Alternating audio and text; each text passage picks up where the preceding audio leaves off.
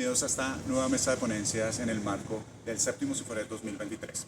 Tendremos distintas intervenciones de investigadores de pregrado y posgrado que nos presentarán los distintos avances en sus investigaciones y los resultados de toda la reflexión académica que han venido desarrollando en las distintas investigaciones de las que hacen parte.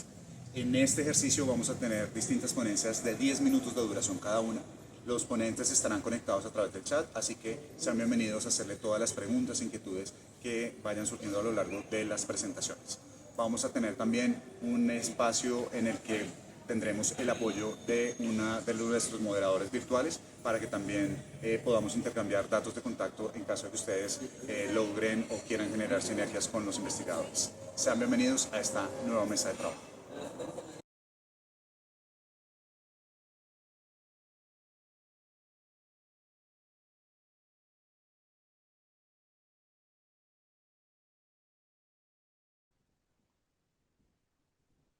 Buenos días, mi nombre es Inmaculada Zambrano Álvarez, soy profesora de Sociología de la Universidad Pablo de Olavide de Sevilla, España. Voy a presentar una ponencia junto al profesor doctor Alejandro Cerda García del Departamento de Educación y Comunicación, División de Ciencias Sociales y Humanidades de la Universidad Autónoma Metropolitana Xochimilco de la Ciudad de México, junto con la profesora María del Consuelo Chapela Mendoza, del Departamento de Atención a la Salud, División de Ciencias Biológicas y de la Salud de la misma universidad. La ponencia la hemos titulado La inclusión de la discapacidad en las universidades, propuestas de innovación educativa en el marco de colaboración de dos instituciones. La justificación de nuestra propuesta está relacionada con que la inclusión de personas con discapacidad es un reto todavía pendiente en las universidades.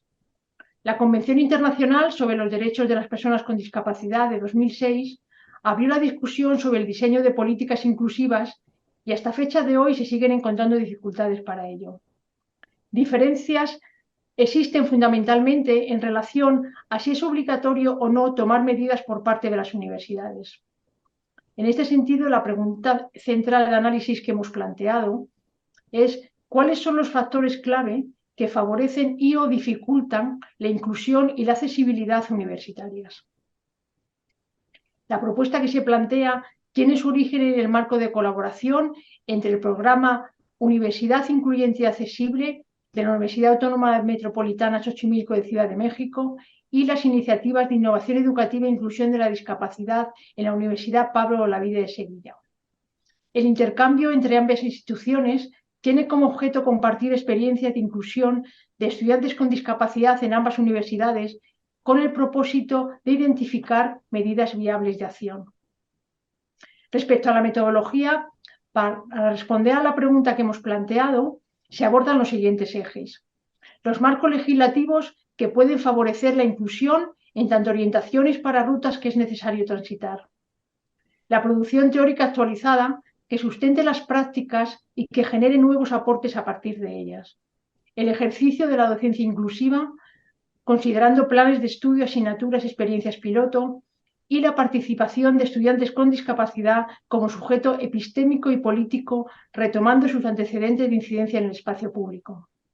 Respecto a los resultados y análisis, hemos dividido este apartado en cuatro partes. La primera, respecto a los marcos legislativos que puedan favorecer la inclusión, decir que en España el marco legislativo para la atención a estudiantes con discapacidad procede del eje normativo que se ha ido estableciendo medidas para su obligado cumplimiento, donde ha tenido mucha influencia la Unión Europea.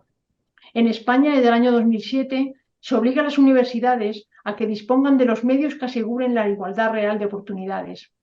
En México existen leyes respecto de la discapacidad y contra la discriminación. En la Universidad Autónoma Metropolitana de México ya se cuentan con políticas transversales para la inclusión. Respecto al segundo apartado de resultados y análisis, aportaciones teóricas que promueven buenas prácticas, desde el contexto latinoamericano, el reto que se plantea es crear la figura de técnico de atención a personas con discapacidad. Desde el contexto español, se ha destacado la importancia de normativas propias de las universidades para la atención a los estudiantes con discapacidad, así como que se creen direcciones académicas y desde una perspectiva interseccional Se plantea también tener presente esta perspectiva en el sentido de que se tengan presentes otros grupos de personas que exigen estar presentes en los procesos de producción de conocimiento, como son los pueblos originarios, personas afrodescendientes, miembros de la comunidad de diversidad sexual y las personas de tercera edad, entre otros. De alguna manera se plantea asumir una epistemología de las discapacidades. A continuación va a seguir el profesor doctor Alejandro Cerda con el tercer apartado de análisis. Gracias. Sí, en cuanto al ejercicio de la docencia inclusiva, lo que observamos es que en España, bueno, hay una obligatoriedad legislativa, hay también una disposición favorable de los docentes a hacer adaptaciones, a formarse en este campo. En concreto, en la Universidad Pablo de Olavide ha habido convenios de colaboración con fundaciones y asociaciones que han favorecido este tránsito, y también se sigue detectando la necesidad de formarse en el diseño curricular universal para todas las personas. Y en el caso de México, lo que valoramos como aspectos clave es pues el surgimiento del mismo programa Universidad Incluyente y Accesible, la experiencia piloto del módulo Conocimiento de Sociedad, que es un módulo que cursan todos los alumnos independientemente de su carrera y que al tener ajustes razonables y adaptaciones curriculares ha sido bien valorado. La siguiente, por favor. En cuanto al ámbito de los estudiantes con discapacidad como agentes activos en las universidades, bueno, pues se valora en el caso de la Universidad Pablo de Olavide, que ya desde el momento de matricularse se notifica la condición de discapacidad y esto puede permitir que se brinden apoyos, que se hagan adaptaciones, y también existe ya una propuesta de reserva de plazas para que las personas con discapacidad puedan fungir también como profesores e investigadores, lo cual podría abrir puertas para ellos. Y en el caso de México, lo que se valora muy positivamente pues es el vínculo con organizaciones de personas con discapacidad, organizaciones de la sociedad civil. También se ha propuesto la creación de la red de alumnos y exalumnos en condiciones de discapacidad y aliados, y también se llevó a cabo en el mes de julio de 2023 un encuentro de estudiantes con discapacidad. La siguiente, por favor. Y en cuanto a los aportes en el campo educativo, pues una cuestión de relevancia es la información. Se detecta que el tener información clara sobre las personas con discapacidad puede permitir comprender, visibilizar, planear y evaluar la inclusión y la accesibilidad universitaria. Esto en Europa se lleva a cabo a través de la Fundación Universia, y en el caso de México, a partir del censo de 2020, que ha utilizado el cuestionario de Washington, se cuenta ya cada vez con una información más precisa y completa, y es un mecanismo que también se está haciendo ya en las universidades públicas, entre ellas la Universidad Autónoma Metropolitana. La siguiente, por favor. Y pues en cuanto a las conclusiones de este trabajo que presentamos ustedes, pues vemos por un lado la importancia, la relevancia de contar con marcos legales de carácter supranacional que impulse a las universidades, y al mismo tiempo los marcos legales y también los marcos legislativos dentro de las instituciones se vuelven un factor clave para avanzar en este sentido. Se reconoce que aún queda mucho por recorrer, incluso en el caso de España, que tiene varios pasos ya avanzados en este sentido. Se valora también la importancia o la relevancia que puede tener el desarrollar una estrategia común que permita que las distintas instituciones de educación superior dialoguen entre sí, aprendan entre sí y se proyecten de manera conjunta. Y finalmente, también se valora que hay un gran beneficio de avanzar en la inclusión y la accesibilidad para toda la comunidad universitaria, para el alumnado, profesores, personal directivo y administrativo. Todos estamos involucrados y todos nos beneficiamos de la accesibilidad. Y finalmente, pues quisiéramos agradecer a la doctora Patricia Broña de la UNAM, que nos ha permitido ir fortaleciendo esta comunicación entre la UPO, la UAM y la UNAM. Y pues gracias también a ese esfuerzo de la doctora Patricia Broña, nuestra pertenencia a esta red internacional de instituciones de educación superior que permite este intercambio y avanzar en este sentido. Muchas gracias y esperamos que pueda servirles esta ponencia. Aquí dejamos nuestros correos electrónicos y nuestros datos. Hasta pronto.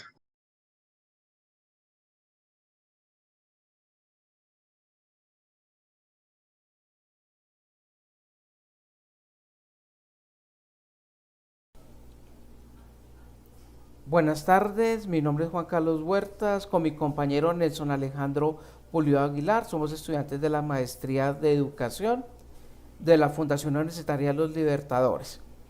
Ante todo, pues darle las gracias a la Universidad Antonio Nariño por permitirnos participar en este 7º Simposio Internacional de Formación de Educadores para presentar nuestra ponencia que se llama Interfaz Didáctica para el Aprendizaje en Programación de Software. La formulación del problema. Este proyecto se implementa en la ciudad de Bogotá, en la localidad de Ciudad Bolívar, en el colegio llamado CEDIT, Ciudad Bolívar, que es un colegio técnico, que lo realizamos en los estudiantes de grado 10º, que están matriculados en el programa técnico en programación de software, con el Centro de Servicios Financieros, que es del SENA, del Servicio Nacional de Aprendizaje. Nosotros evidenciamos en la institución educativa el problema que no tienen herramientas o acceso a herramientas tecnológicas para el aprendizaje del programa técnico en programación de software. Además de ello, no cuentan con acceso a Internet que les permitan tener una formación de calidad, ¿cierto? Entonces nos lleva a la pregunta que si el uso de los recursos digitales adicionales puede mejorar la formación y el aprendizaje al proporcionar a los estudiantes acceso a una variedad de herramientas y tecnologías, lo que a su vez facilita una mejor comprensión de los conceptos de programación y su aplicación en proyectos reales. Justificación de nuestro proyecto de investigación. En la actualidad, el fortalecimiento de la educación a través de herramientas tecnológicas se ha convertido en un imperativo en un mundo que evoluciona constantemente. Este proyecto de investigación se enfoca en abordar los desafíos que enfrenta la educación en programación de software en la institución educativa pública CEDIT Ciudad Bolívar, reconociendo las deficiencias existentes en la formación tradicional y la falta de acceso a recursos digitales que busca impulsar un cambio significativo. ¿Cómo? Con una de las herramientas tecnológicas fundamentales de este proyecto, que es el diseño y la interfaz didáctica para apoyar los procesos de aprendizaje. Esta interfaz es amigable y de fácil navegación y se ha concebido para superar las limitaciones tradicionales y proporciona a los estudiantes un entorno interactivo y accesible. Su diseño intuitivo tiene en cuenta las necesidades de los aprendices, muchos de los cuales pueden tener una experiencia previa en el uso de las tecnologías avanzadas. Quisimos hablar con nuestros pares académicos de programación de software sobre esta problemática, sobre el acceso de Internet y de la parte del uso de las tecnologías, si cuentan las instituciones. Y la realizamos con unas preguntas. Si desde la perspectiva de qué importancia merece la utilización de los recursos tecnológicos como apoyo didáctico en los procesos de enseñanza. Nos contestaron el 100% que sí es importante la utilización de recursos tecnológicos. Y a la segunda pregunta, si la institución educativa donde realizan la formación en programación de software cuentan con acceso a Internet. Los compañeros nos comentaron que el 70% no cuenta con acceso a Internet para la formación del programa técnico en programación de software. Aquí miramos las fotografías en el cual miramos en aulas convencionales a los estudiantes y a los educadores en su formación que no utilizan herramientas tecnológicas como apoyo para, para, las clases. Entonces, el objetivo de nuestro proyecto es el general, es desarrollar una herramienta digital didáctica para el fortalecimiento de la enseñanza-aprendizaje de los estudiantes de grado décimo del Colegio Ciudad Bolívar del programa técnico de programación de software. El objetivo específico es el primero, realizar un estudio de la situación actual de la institución educativa escogida con el propósito de analizar los problemas de aprendizaje y determinar las áreas que necesitan mejoras. Segundo, identificar los diferentes problemas que enfrentan los estudiantes del programa de formación técnica, programación de software de décimo grado en la institución educativa. Tercero, elaborar guías de aprendizaje para el área de programación de software, asegurando que sean didácticas de fácil acceso y de uso dentro de la plataforma EasyLearning. Y cuarto, aplicar la interfaz didáctica para fortalecer la formación de los estudiantes del técnico en desarrollo de software de décimo grado, alentando así al crecimiento del desarrollo de la comunidad educativa y académica del país. Antecedentes y referentes conceptuales. Antecedentes. La propuesta metodológica para la construcción de los objetos virtuales de aprendizaje basados en la realidad aumentada. Esto es un artículo realizado por Luis Tobar, José Borges y Plinio Puello de la Universidad de Cartagena.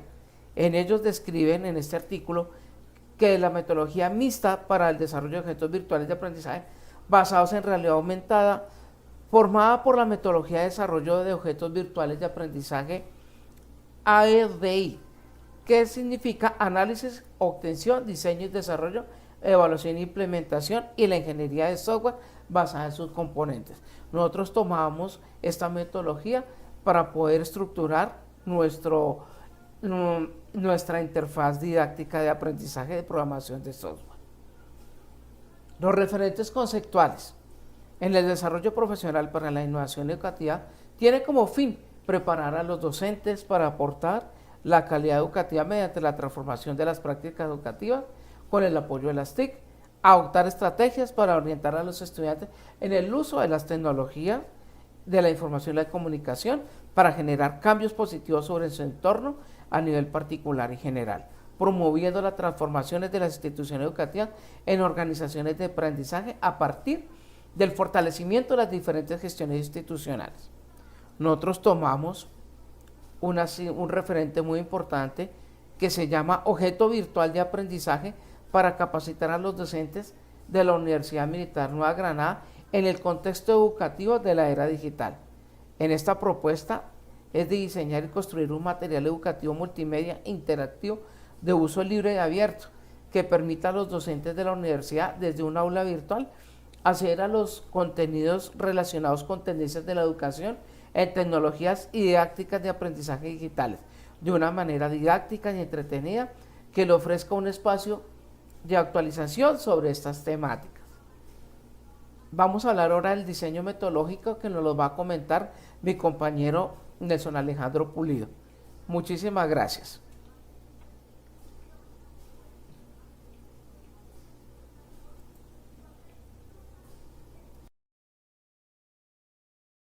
Listo. Seguimos con nuestra exposición con la parte del diseño metodológico. Dentro del diseño metodológico, nosotros lo que queremos implementar es una metodología innovadora, eficiente, que le permita a los aprendices mejorar ese método que encuentran en cualquier institución de educación superior para el aprendizaje en nuestra área de conocimiento de software. Entonces, queremos innovar, queremos crear una herramienta que le permita al estudiante, al aprendiz, tener toda esa información, tener todo ese material de apoyo a la mano y que les sirva como trabajo autónomo. Dentro de la metodología tenemos la tenemos dividida en etapas. ¿Sí? Tenemos una etapa que es la encuesta a los docentes de las instituciones para mirar cuál es el manejo, cuáles son las herramientas digitales que ellos trabajan con los diferentes aprendices. 2, una prueba diagnóstico, que dentro de esas pruebas diagnóstico tenemos entonces diferentes listas de chequeo para la parte de desempeño y de participación de los mismos estudiantes. Tenemos la parte de inducción y la parte de análisis, la parte de desarrollo, implementación y verificación. Esta parte de metodología, toda esta parte de metodología, implementación, la estamos haciendo para una muestra poblacional de Colegio de Ciudad Bolívar, ubicado en la localidad 19 del mismo nombre, Ciudad Bolívar, barrio Sierra Morena, para los estudiantes de grado décimo. ¿Sí? Un total de aprendices de 30 aprendices que están teniendo su formación técnica por parte del Servicio Nacional de Aprendizaje, SED. Entonces, como podemos ver ahí la lista de chequeo, que, ¿sí? Y con esa lista de chequeo y esa metodología que tenemos dividida en etapas, pues tenemos unos resultados y análisis. Esos resultados y análisis se realizaron por medio de una encuesta, ¿sí? En 3 momentos. El antes del conocimiento de la herramienta, durante el conocimiento con una serie de actividades que se le fueron indicando a los aprendices y un después, cuál fue la conclusión que sacaron los estudiantes al desarrollar estas actividades desde la interfaz, desde la herramienta. ¿Sí? Una herramienta que está en 35-40% de construcción y se está mejorando algunos elementos. Entonces, en esa encuesta también tuvimos en cuenta, por preguntarles a los estudiantes qué herramientas tecnológicas conocen, cómo las manejan, cómo es su desempeño, ¿sí? También les preguntamos también cuál es el método en que los docentes que dictan formación a este tipo a esta población, cómo les administran el material de apoyo. Si se los dan de manera física, de manera digital, por medio de correos electrónicos, por grupos de WhatsApp. Aquí es donde nosotros les preguntamos todo ese tipo de cosas. Ese es el antes, ¿sí? También estuvimos preguntándole cómo quisieran que ese material de apoyo lo tuvieran, si les gustaría tenerlo de manera física, si les parece tenerlo por el correo electrónico, que se les haga llegar por correo electrónico, o que por medio de tenerlo a la mano dentro de los dispositivos móviles, computadores, que solamente ellos que digan, dale clic y ya tengan el material de apoyo a la mano, todas sus actividades, videos, actividades didácticas, ¿sí? Entonces, ¿cómo es? También, también les preguntamos, después de ciertas actividades que nosotros les hicimos desarrollar desde la herramienta, cómo les pareció, cómo les ve el diseño, la imagen, ¿sí? ¿Qué les hace falta? ¿Qué les gustaría tener en este tipo de aplicaciones de aprendizaje, de ayuda, ¿cierto? Entonces, eso es lo que nos está permitiendo a nosotros, que es una herramienta muy valiosa y que nos va a servir para el aprendizaje en este tipo de población que es netamente digital, ¿sí? Es que no es esa población que va a la biblioteca, sino que todo es por medio digital, por medio de redes sociales, computador, dispositivos, tablet. cualquier herramienta tecnológica que tengas a la mano. Esta es la parte de resultado. También miramos la parte de qué aportes vamos nosotros en el campo educativo. ¿Sí? Esos aportes que nosotros queremos lograr en la parte educativa, en la educación, es ayudar a todas estas instituciones educativas, sean a nivel público, a nivel privado, ¿sí? A cambiar esas mallas curriculares de cualquier área del conocimiento, ¿sí? Eh, de pasar de una clase magistral a una clase más didáctica, eh, eficiente, más amena, más divertida, ya que como sabemos, nuestros jóvenes aprenden mucho de manera visual. Entonces, eso es lo que queremos dar como aporte al campo educativo. Nuestra conclusión, la conclusión muy importante que nosotros queremos es fortalecer y mejorar el método de enseñanza y aprendizaje a los aprendices del Colegio Ciudad Bolívar, que es nuestra muestra profesional que está formándose por medio del colegio y por medio del Servicio Nacional de Aprendizaje como técnico de programación de software.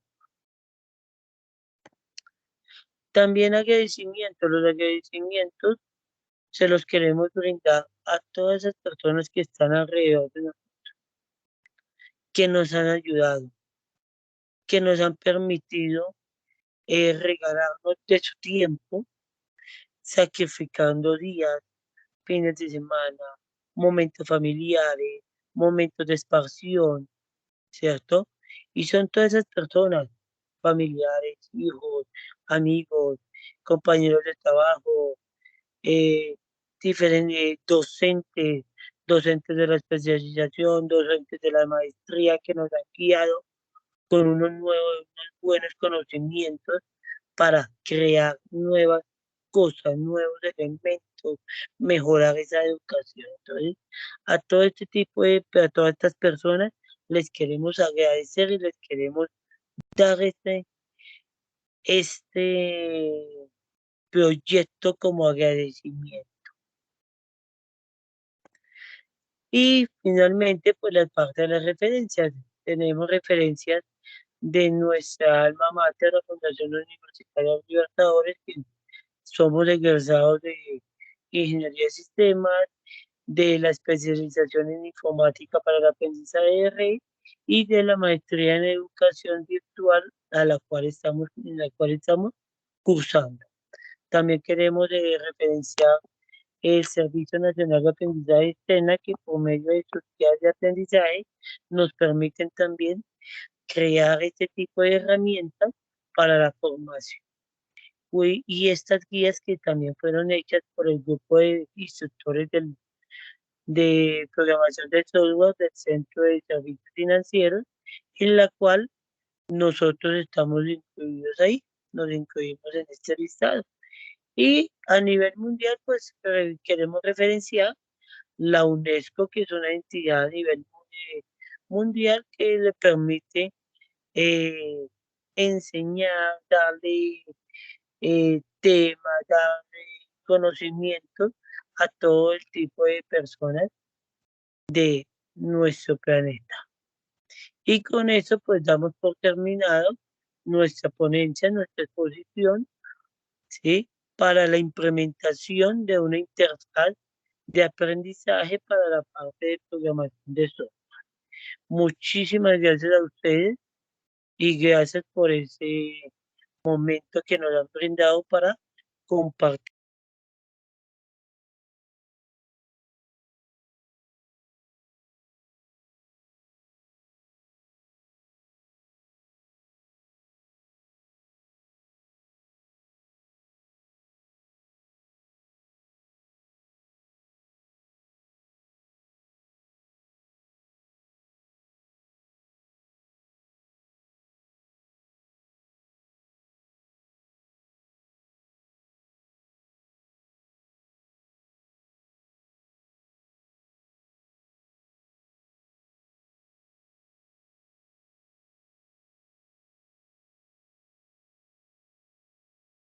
Buen día, compañeros. A continuación vamos a realizar la socialización de nuestra ponencia, Estrategia Pedagógica para promover el control y manejo de emociones en los niños de transición del Colegio José María Córdoba, Bogotá, Distrito Capital.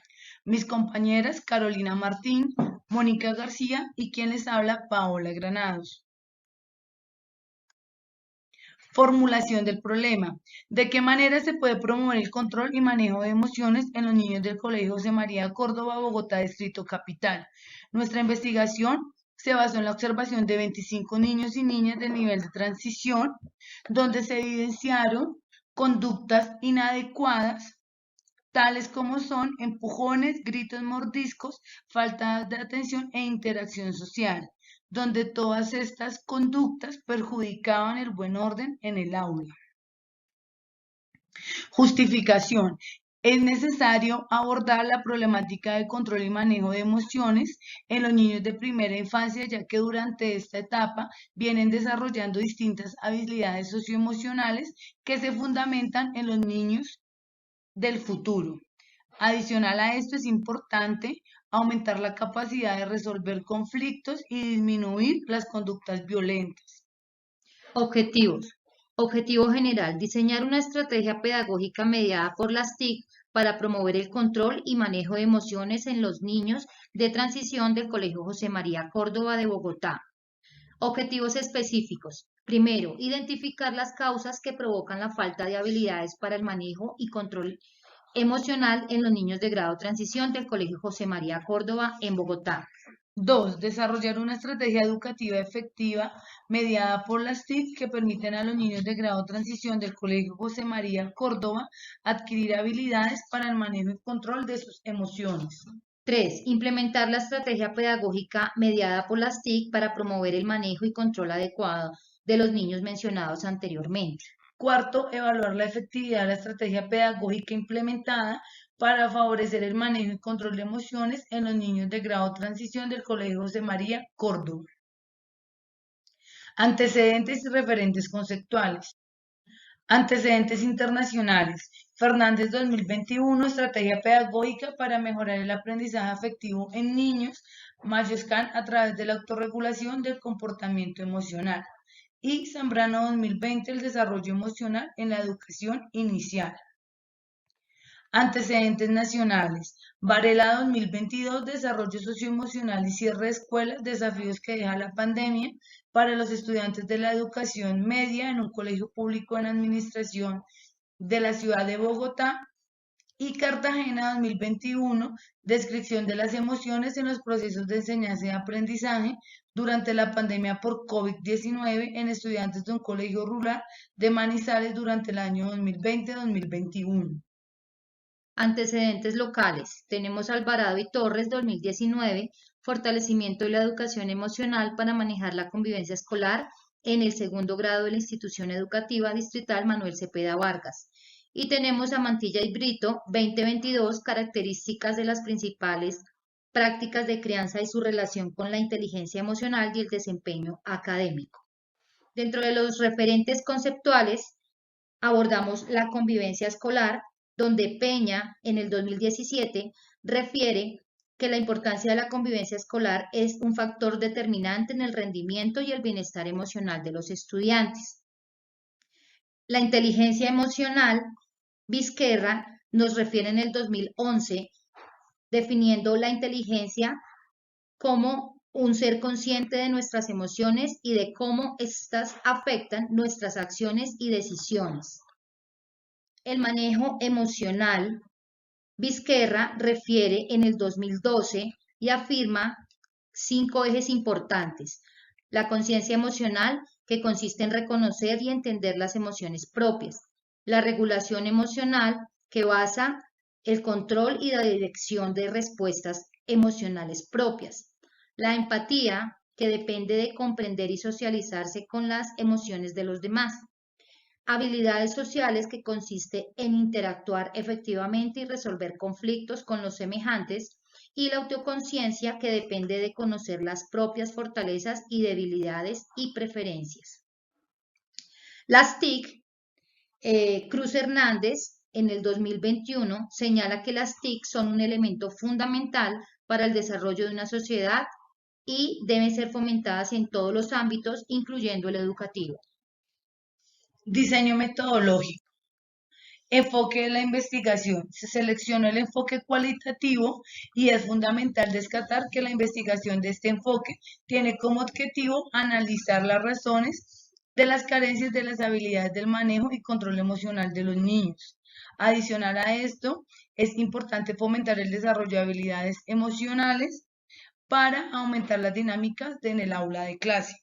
Diseño de la investigación. La presente investigación se lleva a cabo por medio de la investigación-acción, basada en un enfoque cualitativo.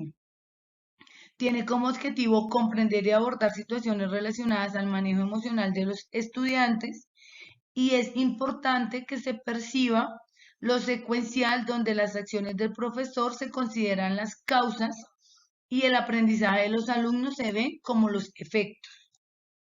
El método de la investigación, para llevarla a cabo, se optó por el método inductivo, como sugiere Hernández. Este método es un razonamiento que se utiliza para deducir patrones a partir de observaciones específicas. Es allí donde se recopilan y analizan datos particulares para luego ser abordados e identificar las dimensiones del problema. Fases de la investigación. Estas etapas representan periodos de tiempo y actividades específicas. Elliot, en 1990, nos propone 4 fases, que son la fase de reflexión, planificación, implementación y fase de evaluación. Población. Para el presente trabajo es necesario analizar que el Colegio José María Córdoba tiene desde grado preescolar hasta grado 11, en jornadas correspondientes a mañana, tarde y nocturna. La muestra correspondiente a 25 estudiantes, 11 niñas y 14 niños correspondientes al grado Transición A de la mencionada institución, que corresponden a un estrato socioeconómico 1 y 2. Técnicas e instrumentos de recolección de la información. Para ello se plantean entrevistas semiestructuradas, donde los estudiantes pueden comprender factores que afectan los procesos de manejo emocional. Allí se constituyeron formularios de entrevistas semiestructuradas. La siguiente técnica es el análisis documental, donde implicó revisar material bibliográfico como libros, trabajos de investigación para hacer la matriz de análisis documental. Y finalmente, la observación participante, cuyo objetivo es comprender los efectos degenerados en los participantes después de la investigación y de haber hecho la implementación de la propuesta pedagógica. Resultados y análisis. Mediante la implementación de la propuesta pedagógica La Ronda Emocional, se buscó mejorar la comprensión y manejo de emociones por parte del grupo de preescolar. Es allí donde la propuesta se lograron los siguientes resultados. Primero, mejorar la comprensión emocional. Segundo, mayor habilidad de la regulación emocional. Tercero, desarrollo de empatía y habilidades sociales. Cuarto, expresión emocional saludable. Y finalmente, fortalecimiento de la autoconciencia. Aportes al campo educativo. Desarrollo de competencias emocionales. Integración de las TIC en la educación. Desarrollo de habilidades sociales y contribución a la sociedad. Conclusiones. Durante la implementación de esta estrategia pedagógica, fue enfocada en promover el control y manejo de las emociones de los niños de transición. Asimismo, se generaron fases de autorreflexión constante, permitiendo a los niños reconocer sentimientos y expresarlos. De igual forma, se logró la regulación emocional basada en comunicación efectiva y empatía. Y finalmente, otro pilar fundamental fue la estrategia pedagógica, donde se potencializó individuos comprensivos y solidarios. Muchas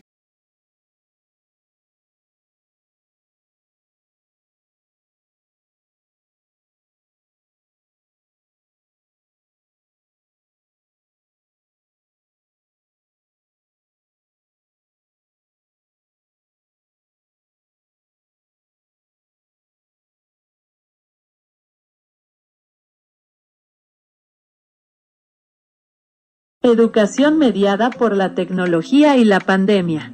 ¿Qué ha cambiado en el proceso de enseñanza-aprendizaje en las escuelas colombianas? La visión del profesor. Educação mediada pela tecnologia e pela pandemia.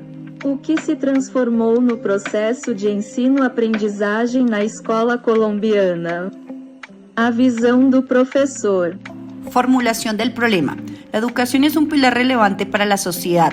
El estudio de eventos generado por una pandemia como la del COVID-19 han marcado un antes y un después en la forma en la cual se ve, prepara, desarrolla y aplica la educación. Son determinantes para entender el impacto que los procesos que se llevan a cabo en el aula de clase y que a futuro impactarán en el desarrollo de la humanidad. Uno de los efectos notables de la pandemia fue la transición a la educación en línea.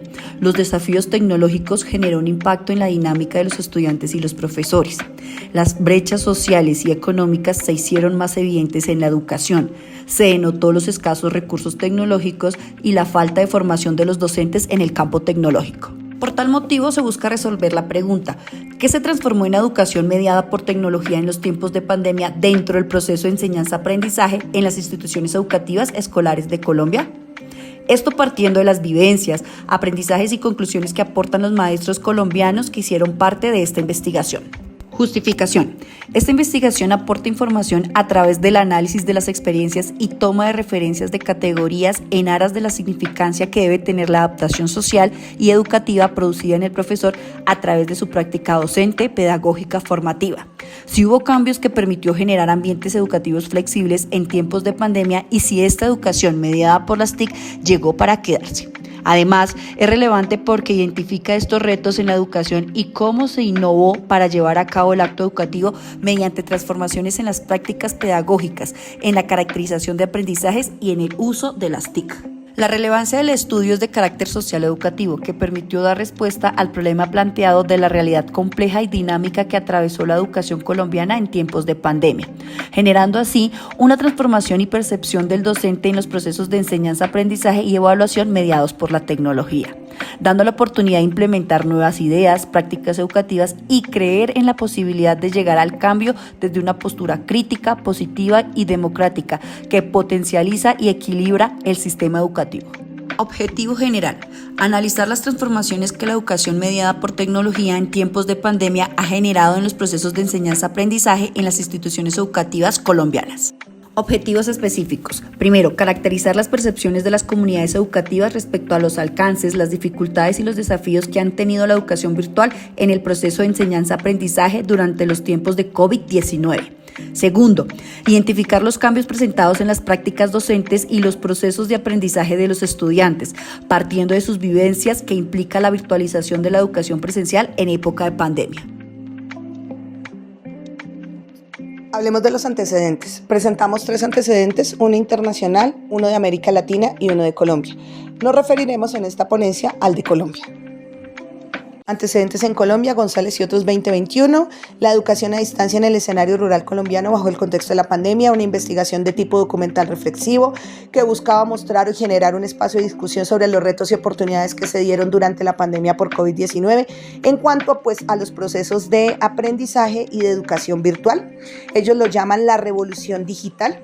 Básicamente en el artículo se indica que existió un trasfondo de elementos de desigualdad en donde no existe un acceso a la conectividad y que eso abrió una brecha comunicacional entre esta población, explicado y argumentado por ellos desde una variante socioeconómica que básicamente impide la accesibilidad a las TICs y impide o limita la capacidad de manejarlas y por ende apropiarse de ellas en el proceso de aprendizaje.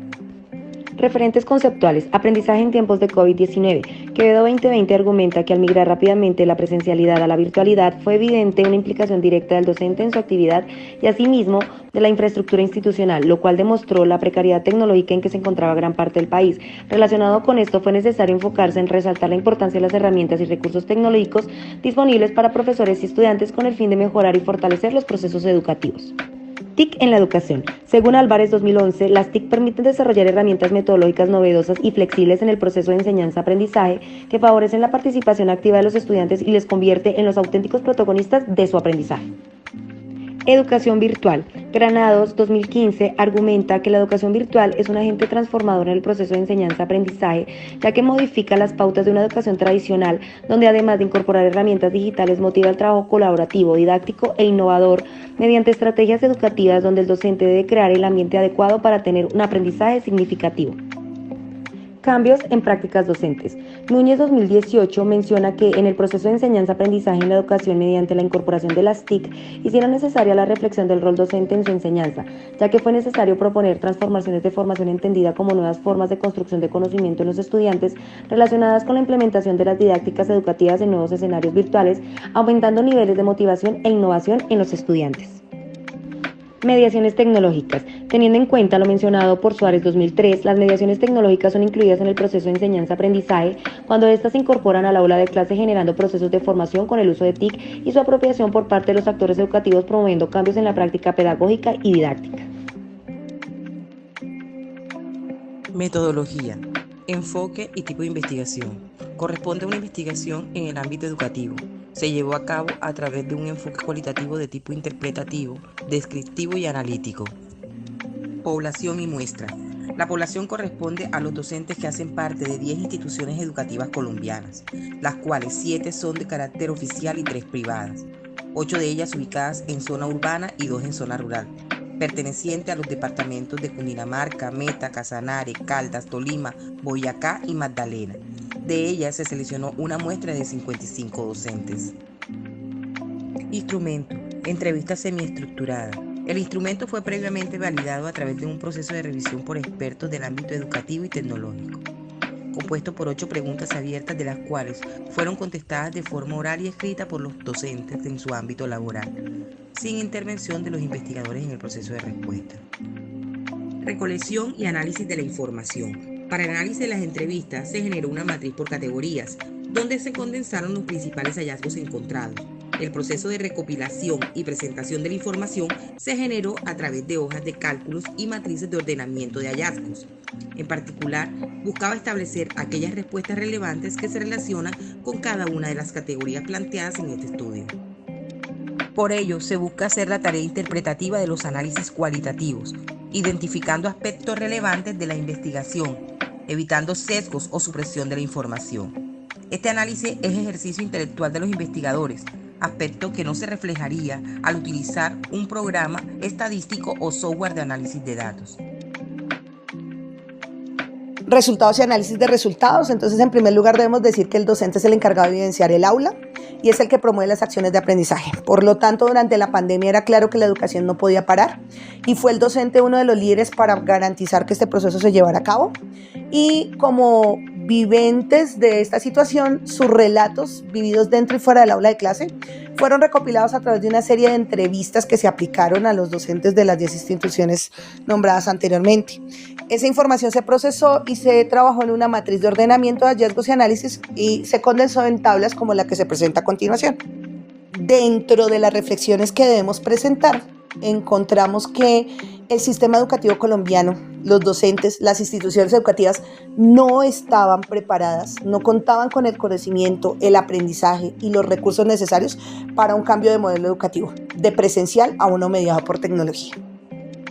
Por tal motivo es importante hablar de las actitudes y conocimientos tecnológicos, los cuales pasaron a ser influyentes en la práctica docente, principalmente en las competencias de formación, lo que hace percibir que el uso de las TIC en la educación es de suma importancia y es un reto de actualización para la mejora de la práctica educativa, como lo enuncia Álvarez y otros en el 2011.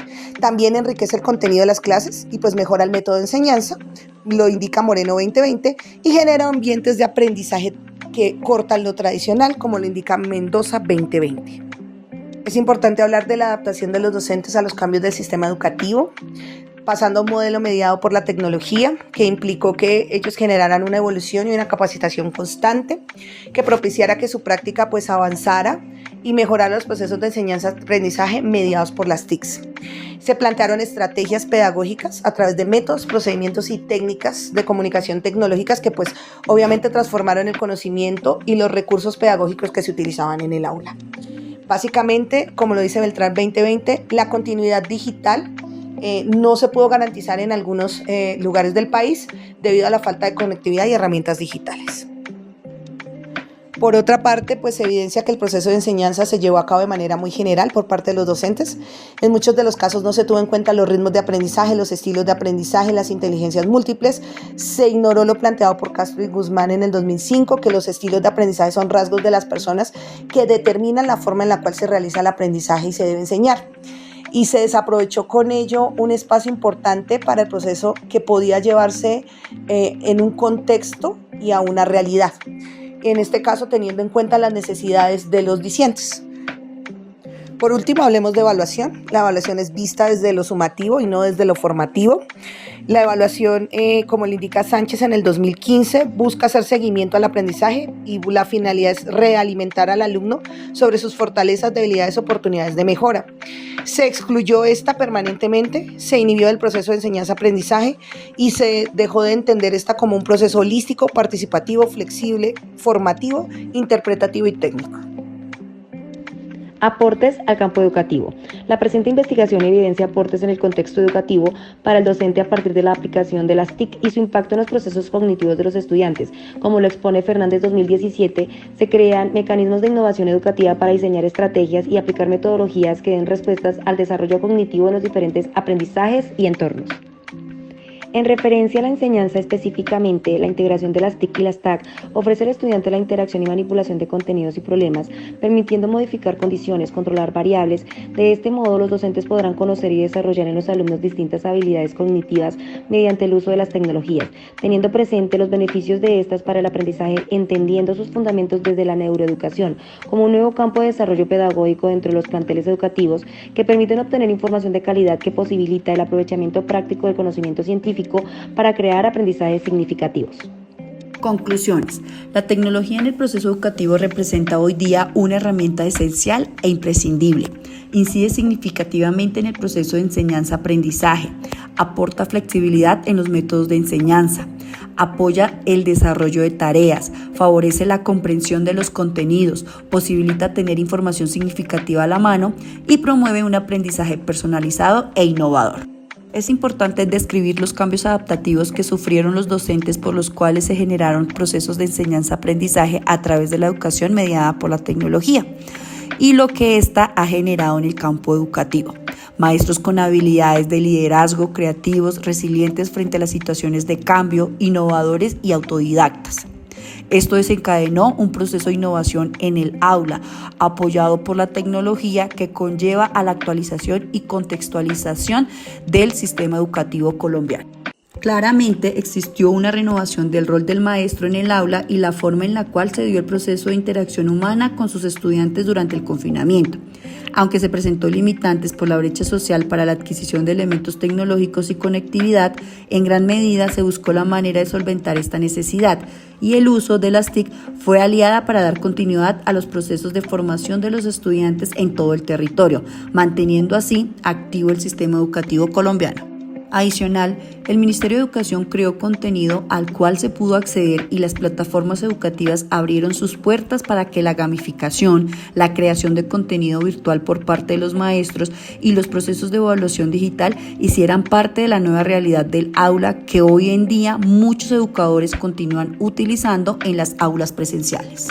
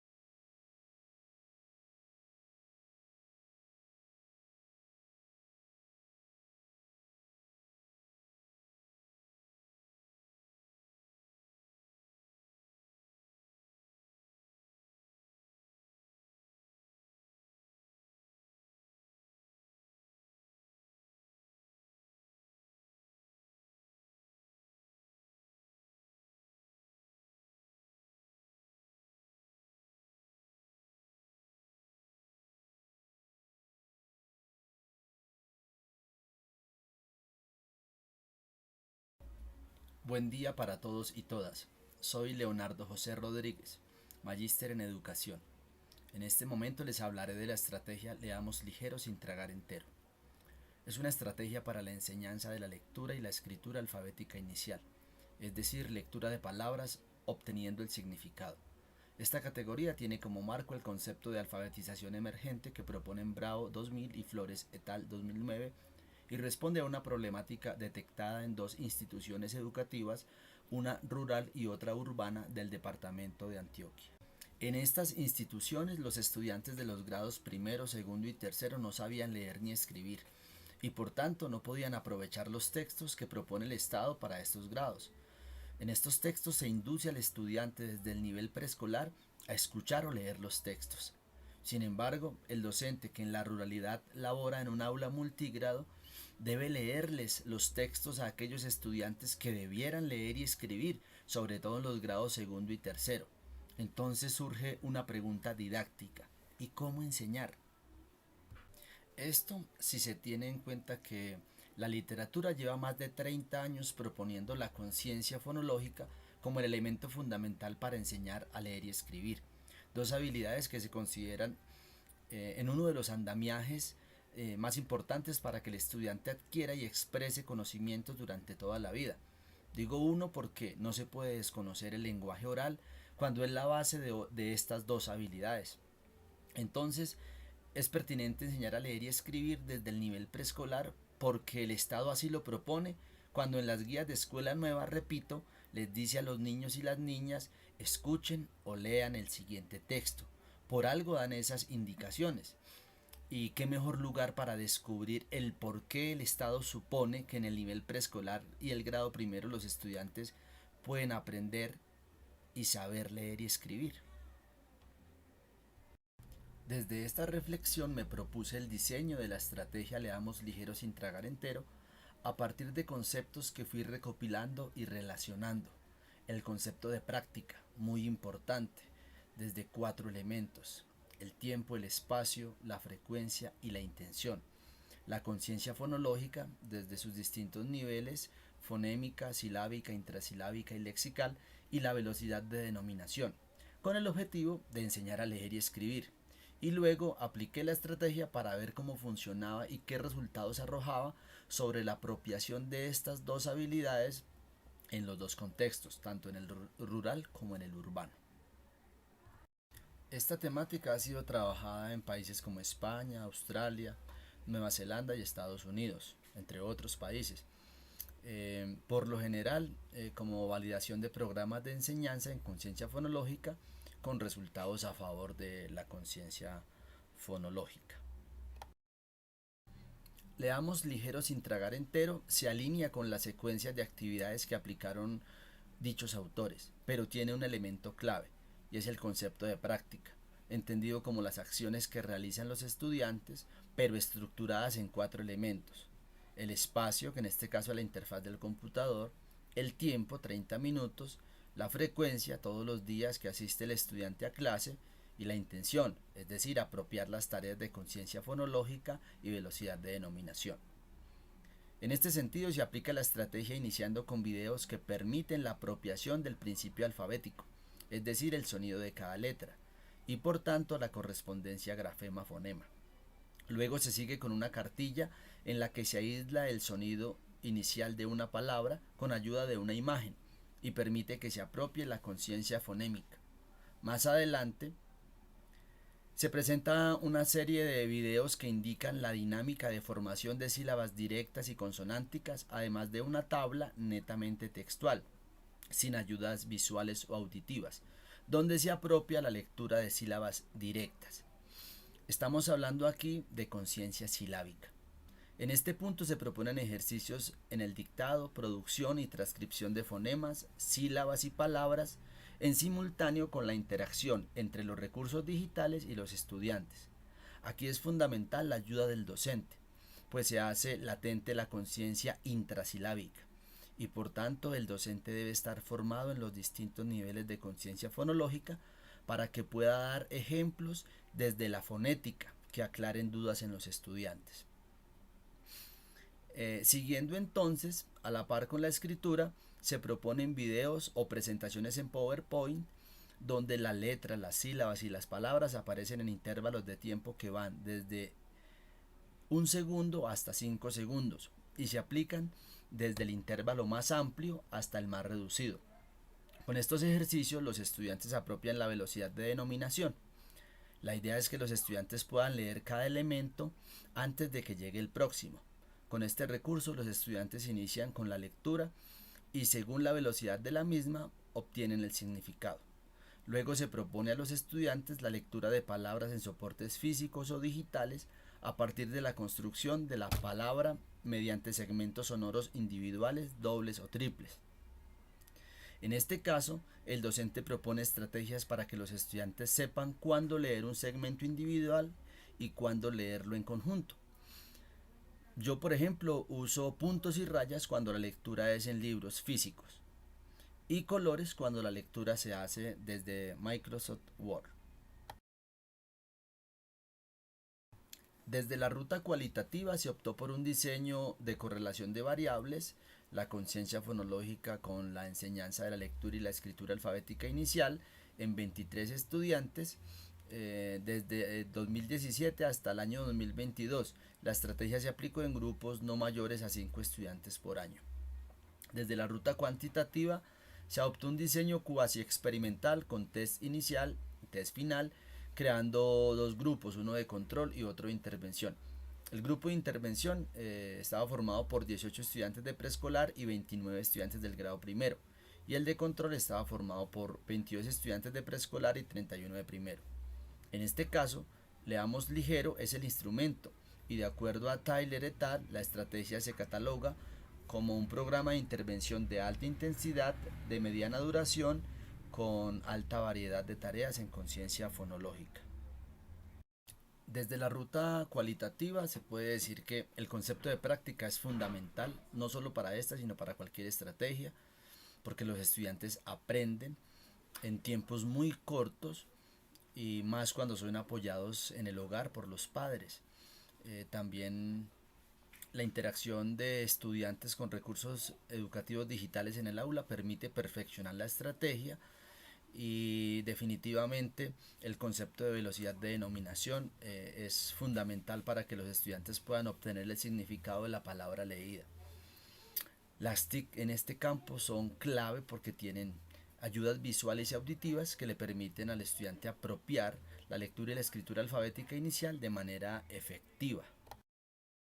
Desde la ruta cuantitativa se evidenció que la estrategia es personalizada, que funciona así, porque las variables número de estudiantes y disponibilidad de TIC se alteraron, o sea, alteraron el tiempo de aprendizaje. Es decir, la estrategia está diseñada para que un maestro se la aplique a 3, 4, 2 estudiantes.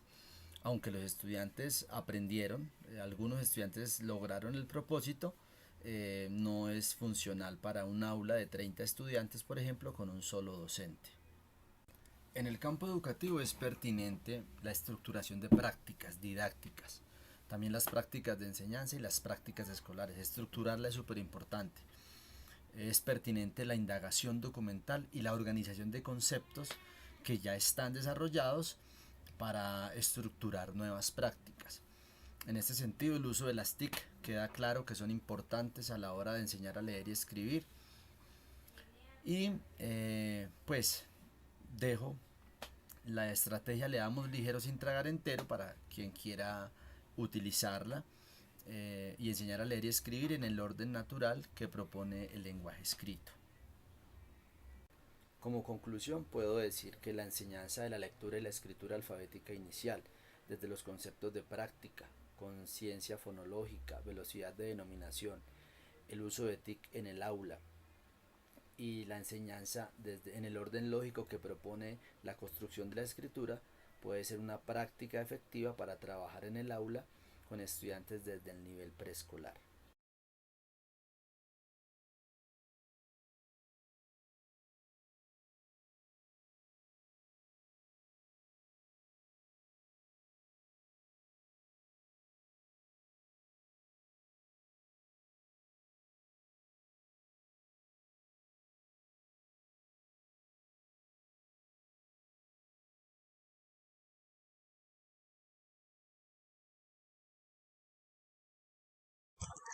Hola a todos.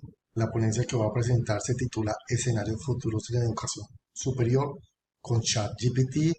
Esta es una investigación que desarrollamos interinstitucionalmente, tanto la Universidad Antonio Nariño, con quien les habla John Jairo Briceño, y las investigadoras Marta Castellanos y Viviana Rojas de la Fundación Universitaria de la Área Andina. Inicialmente nos hemos inmerso en el problema que existe acerca de la necesidad que tiene o ahora actualmente la educación superior de poder enfrentar los cambios vertiginosos a los que se enfrenta el mundo de hoy, nuevas tecnologías, inteligencia artificial, entre otras, que hacen que nos planteemos cuál es el futuro de la educación superior. Sin embargo, somos conscientes que las metodologías que se proponen para hacerle frente a ese desafío de pensar la educación son extensas, requieren de una revisión bibliográfica amplia, y nos hemos planteado en esta primera fase exploratoria una pregunta de investigación: si ChatGPT nos puede ayudar a construir un escenario de futuro de la educación superior que después, más adelante, en investigaciones posteriores, se puedan contrastar con otros expertos que nos permitan validar esos escenarios que queremos y pensamos que se pueden dar en los próximos 10 años. La tecnología avanza vertiginosamente, los cambios son abruptos, se habla ahora de inteligencia artificial, se habla de automatización, entre otros aspectos. Ya estamos hablando incluso de la tecnología que pasa de 5G a 6G, y está la educación superior preparada para enfrentar estos grandes cambios. El objetivo general de esta primera fase exploratoria es analizar lo que ChatGPT nos ofrece frente a un protocolo de preguntas que hemos validado con expertos, y ver el desempeño de la inteligencia artificial alrededor de esas preguntas, que más adelante en una investigación posterior que estamos nosotros adelantando ya, vamos a contrastar con otros expertos. La educación superior siempre se ha preguntado sobre los cambios que surgen en su momento histórico, pero en estos momentos estamos nosotros enfrentados a la tecnología que está permeando los procesos educativos de manera vertiginosa. Como les decía al inicio, la automatización ha hecho que muchos puestos desaparezcan. Ahora actualmente la inteligencia artificial promete hacer una disrupción en la educación frente a las estrategias de enseñanza, pero además de eso, frente a la manera como construimos conocimiento. Frente a estos cambios, se han adelantado estudios de escenarios futuros en el pasado. Más o menos en la década de los 2000 comienza en educación a hacerse ejercicios de prospectiva, buscando de esta manera hacerle frente a lo que podría pasar en los próximos años. Y bueno, cada año siempre los desafíos de planear un escenario futuro conllevan cada vez más utilizar más datos y mayor información, depende del contexto histórico. En la actualidad, los ejercicios de prospectiva ayudan bastante a estos ejercicios de planear el futuro sin que queden en solo actividades especulativas. Es necesario efectivamente utilizar datos, hacer ejercicios estadísticos, utilizar grandes bases de datos que ofrezcan los gobiernos, las universidades, y poder tener elementos de juicio a la hora de poder proyectar cambios y escenarios a futuro. Frente a esta teoría que nos permite a nosotros ubicar estos ejercicios de prospectiva, basados por supuesto en información de revisiones bibliográficas y de trabajo con expertos en educación que puedan vislumbrar cuáles pueden ser esos cambios, hemos preparado esta ponencia solo para hablar de la primera fase exploratoria. Hemos diseñado un protocolo de preguntas para realizar la ChatGPT, que son el mismo protocolo de preguntas que después haríamos en una metodología Delphi con expertos